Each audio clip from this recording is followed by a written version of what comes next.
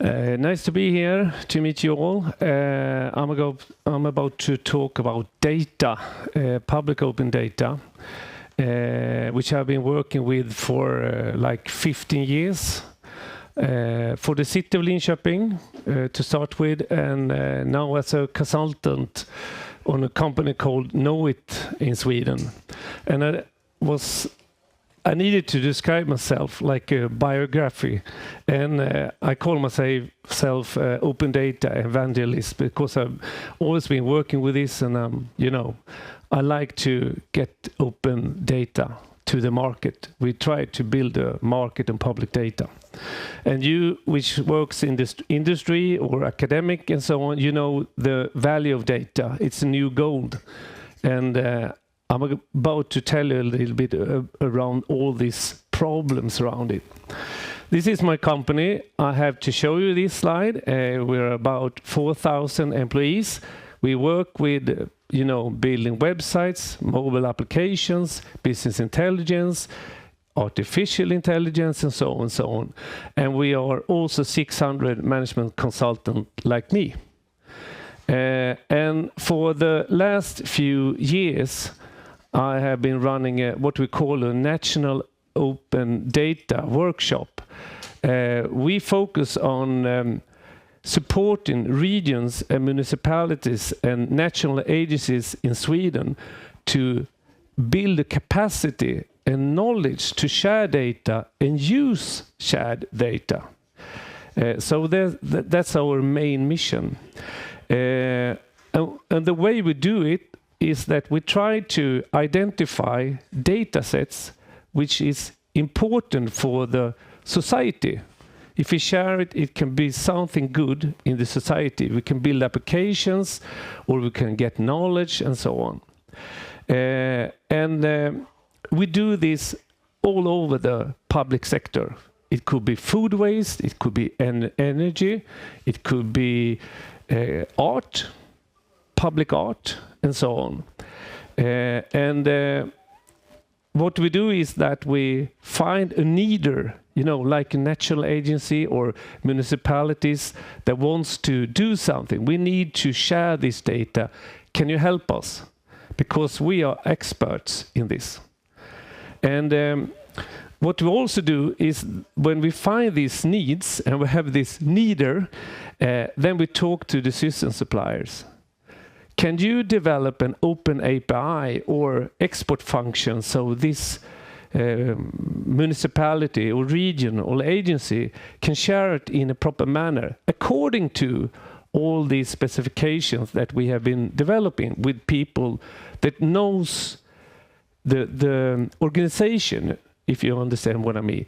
I know what kind of data that is interesting when you share data about art. What kind of data do the data consumer want to have to build applications?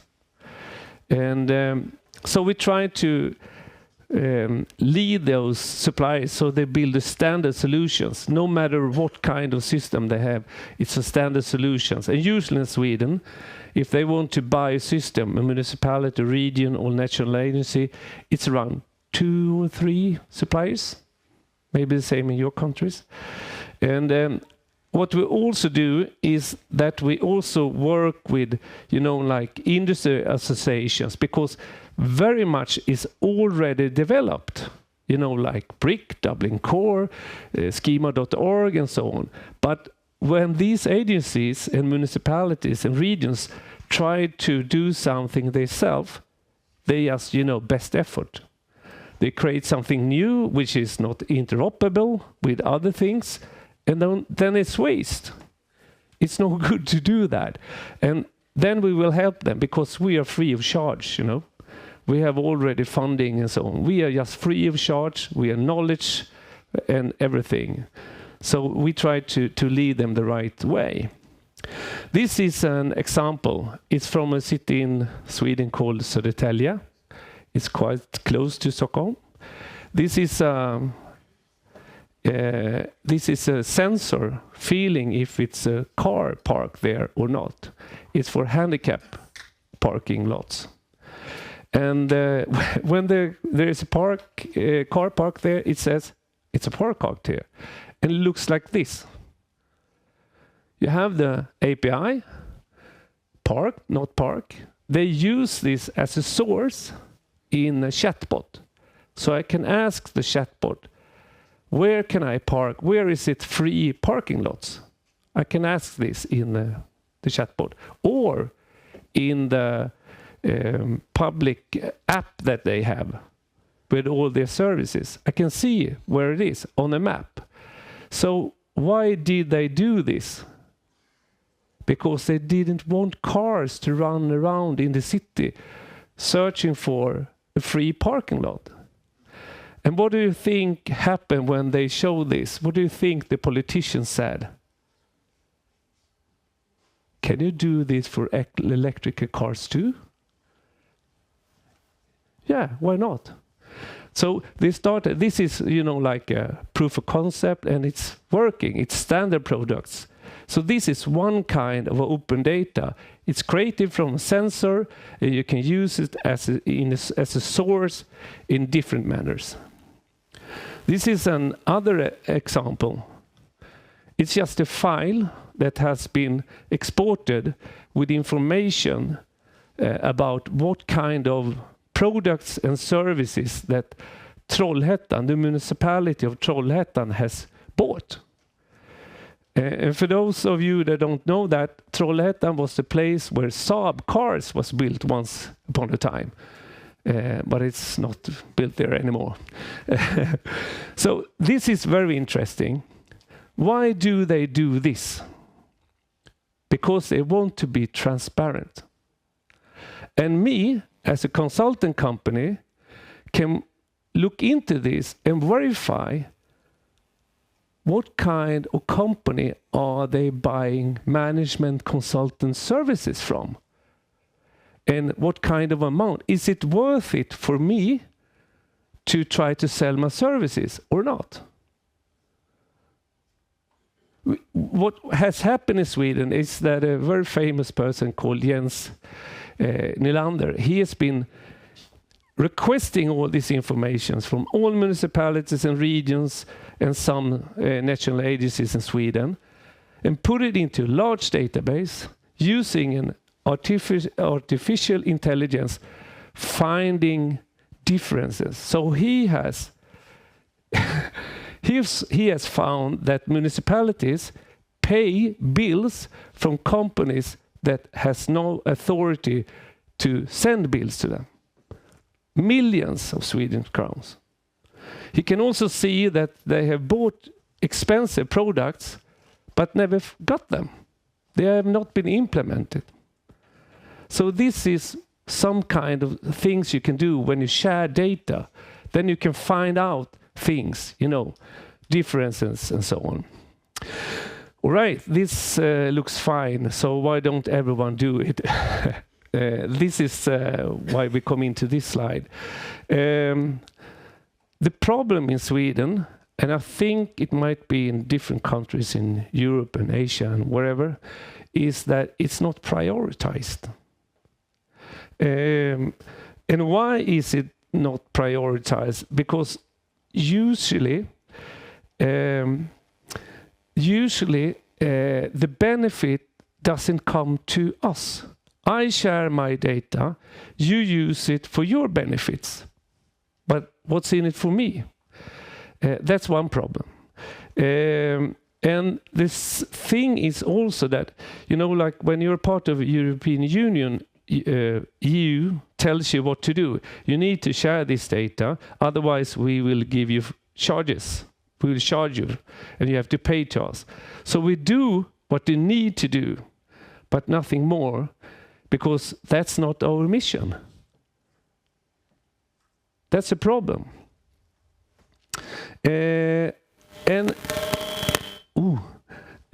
Another problem is that when we share data, today in Sweden, 8 regions of 21, 76 municipalities of 290 is only sharing data. And they are doing like Lucky Luke, just shooting it. no standards and so on.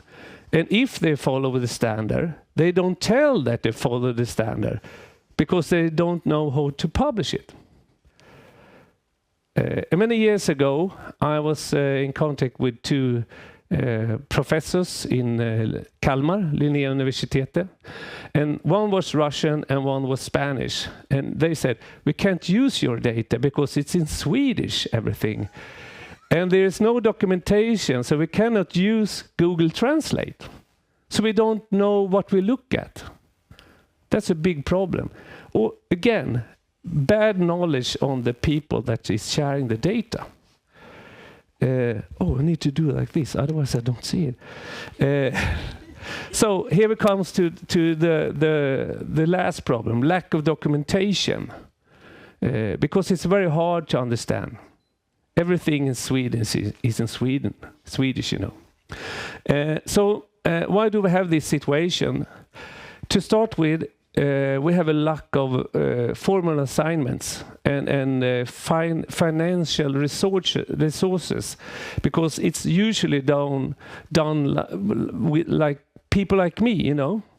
We believe in this, we do this, but we don't have so much resources and assignments. So when I come to you are my colleagues and say we should share data, you will say why? I have other things to do. Can you tell me why I should prioritize your work instead of something else? That's a problem. And this is also a problem. And I can agree. The benefits are not clear enough. Usually people say to me, can you tell me the benefits? And I can do that. But how much will we save? Well, you have to count yourself. Tell me the value of quality. What is it 1,000 euros? And you know, what's the value of transparency? Tell me the value. You can't. No one can. You usually just work on, okay, so if we share this data, then we will save these kinds of money. But if you talk to a politician, they want to be, you know, they want to have all the public, they want them to vote on them next time. It has great value. So that's a problem. And as I said, the benefits usually come to a third party. I work on a department, you work on another, and you work on another. I share my data and you have benefits. I don't care, because I have to do the work within the organization. So if not anyone from the top say, Fredrik, you should do this. Sorry, I have other things to do. This is reality. And this is also a problem. We have 349 national agencies in Sweden. And usually in their government assignment, when they tell them you should share this data because the European Union wants us to do that, and if you don't, we will be charged. So you share this data. Okay, I share this data, also collect it. But I don't really care to coordinate the municipalities and regions. And I do it best effort. So I will send a survey and I will tell all the municipalities, can you report this kind of data to me? And it will cost, you know, like 30,000 man hours for them to send this information to me. And it will cost us maybe 500-600 man hours to verify the data. And 1.5 years later, we publish this data and everyone say, bad data. What should we use it for? It's 1.5 years old. I'm working with, you know, the environment. I want to see the effects of what we have done with the last investments in green, digital, whatever. That's the problem. So, again, lack of knowledge from the top, the national top, to the national bottom. Lack of knowledge. They don't really understand the value of data and so on.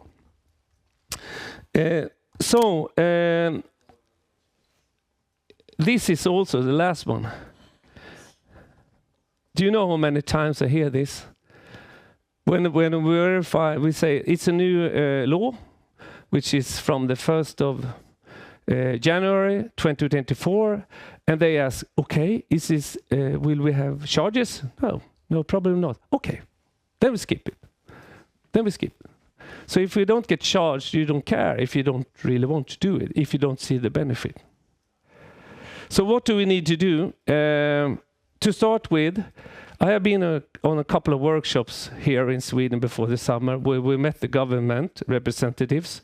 They wanted to hear from us what kind of changes must we do to be in the front of the digital world. And this is one. Start to steer. Start to verify that what you do is really giving something back. You cannot just make a law and say you should follow it, because no one does. You have to verify that they do. And if you need, charge them. Charge them. That's good for you, then you can have more money too. The second thing, which is closely connected to the first one, is if you don't tell the national agencies that they should coordinate the municipalities and regions, they won't. Because they need more resources to do this, and it costs more. But you have to invest first to get, day-to-day data, not 1.5 year old data, because you can build digital flows from the source, the system that the municipalities and regions and national agencies use, to the collecting agency. It's not hard. It's quite easy, but this takes time, because you need to get all involved. It takes, like half a year. Then you have to proof of concept, half a year. Then the system developers need to implement it into the projects, 1 year. And then you need to spread it amongst the municipalities, regions, and agencies, 4 years. 4 years. Then you are very fast. But you need to do this. So, how should we do this? We need regional hubs, because the government agencies cannot do this themselves, because they don't know about the local aspects, regional aspects, history, culture, demographics, and so on. It differs in Sweden. So we need regional hubs, and we, from the data workshop, trying to establish them. That's what we do. Half of the Sweden's region, 10, 11, has this established. The rest has not. We need to invite system providers to be part of the task force. Of course we need to, because they are building the systems that these agencies and municipalities and regions are using, the public sector are using. Some of them are used in the private sector too, but usually we have 2 or 3 systems used by the public sector. And it cannot be that hard, because we already do this. We have a couple of projects where we build a standard solution. And what we realize is that we have started to build one standard solution. It can be used for almost the same problem in another, area. Health, and so on. This is what I usually say. We need to start doing right. Don't look back. Start doing right. Everyone want to investigate, inventory things. Don't do that. Don't start doing right. We know what we should do. Start doing right instead. Because it's too much to repair in the past. So you might wonder, where do we find all these public data sets? In Sweden we have, like I believe you have in your countries too, national data portal called dataportal.se. Here you can find all datas. You can all find specifications. The most of them we have done, actually, the specifications. And this is an example how it looks like when you come to the data portal. Around 18,000 data sets is available. 1 year ago, it was 4, maybe.